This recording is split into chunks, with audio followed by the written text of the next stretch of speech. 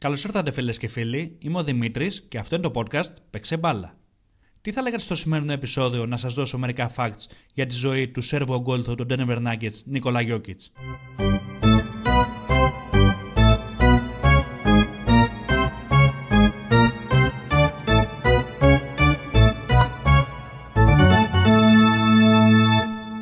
Αρχικά πρέπει να αναφέρουμε ότι ο άνθρωπος που ανακάλυψε το Γιόκιτς ήταν ο ιδιοκτήτης Mega Basket Μίσκο Ρασνάτοβιτς.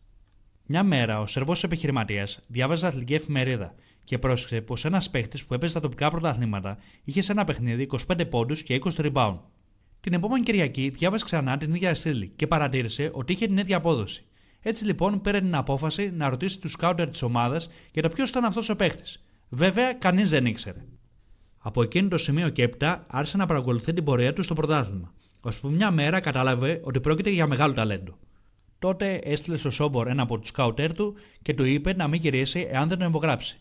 Τέλος, καλό όλο καλά, αφού ο 15χρονος τότε Γιόκιτς συμφώνησε να πάει στη Mega Basket. 2 χρόνια αργότερα, ο Σέρβος ψηλός κέντρισε το ενδιαφέρον της Μπαρτσελόνα, η οποία μάλιστα είχε συμφωνήσει στα πάντα με τον Ρασνάτοβιτς. Ωστόσο, ένα καταστροφικό μάτι του Γιόκιτς όθησαν τους Καταλανούς στο να κάνουν πίσω. 10 μέρες αργότερα επιλέχθηκε στο νούμερο 41 από τους Nuggets και τα υπόλοιπα είναι ιστορία.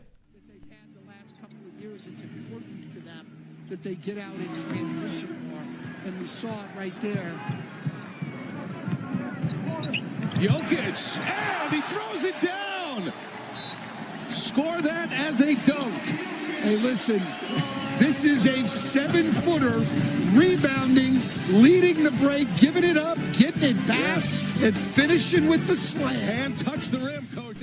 Το 2014 δηλώσε συμμετοχή στο draft, ωστόσο είχε πολύ χαμηλές προσδοκίες. Έτσι δεν μπήκε καν στον κόπο να πάει στη ΣΥΠΑ για να παραστήσει στην εκδήλωση. Όχι μόνο αυτό, αλλά δεν φρόντισε να είναι καν ξύπνιος ώστε να μάθει τα αποτελέσματα. Εξάλλου, τη στιγμή του draft στη Σερβία ήταν 5 το πρωί. Έτσι λοιπόν, ο Γιόκιτς κοιμόταν ήσυχος, ώσπου κάποια στιγμή χτύπησε το τηλέφωνό του. Ήταν ο αδερφός του από την Αμερική, ο οποίος παρακολουθούσε ζωντανά το draft και τον πήρε τηλέφωνο για τον ανακοινώσει στα χαρμόστινα. Δεν έδωσε ιδιαίτερη σημασία, γι' αυτό και συνέχισε να κοιμάται. Την επόμενη μέρα το πρωί σηκώθηκε, είδε ένα σωρό κλήσεις από την οικογένεια και τους φίλους του και τότε κατάλαβε ότι είχε επιλεχθεί στο draft.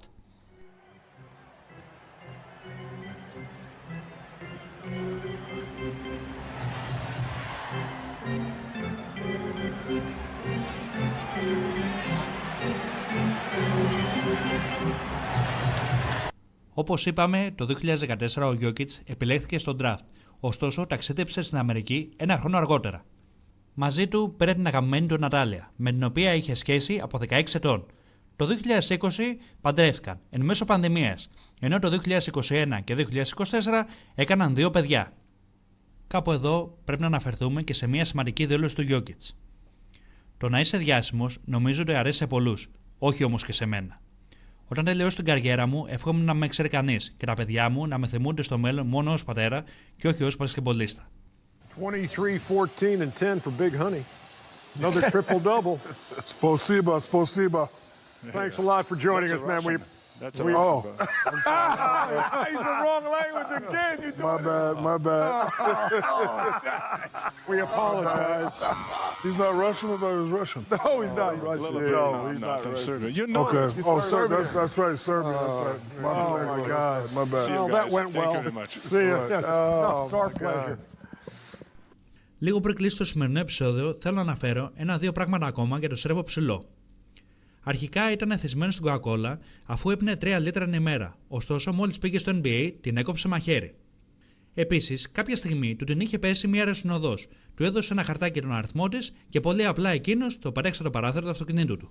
Αυτό ήταν για σήμερα, φίλοι μου. Τώρα, αν σας άρεσε αυτό το επεισόδιο αλλά και γενικότερα αυτό το podcast, μπορείτε να το δείξετε με ένα follow στο Spotify καθώς και μια καλή κριτική.